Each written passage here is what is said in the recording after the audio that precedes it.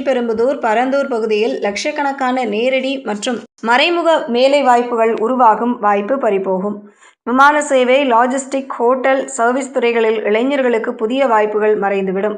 மூன்றாவதாக, பன்னாட்டு நிறுவனங்கள் ஏற்கனவே பெங்களூர், ஹைதராபாத், புனே போன்ற நகரங்களை நோக்கி நகரத் தொடங்கியுள்ளன. பரந்தூர் திட்டம் கைவிடப்பட்டால் இந்த போக்கு தீவிரமடையும். தமிழகத்தின் ஆட்டோமொபைல், மின்னணு உற்பத்தி, ஏற்றுமதி துறைகள் பெரும் பாதிப்பை சந்திக்கும்.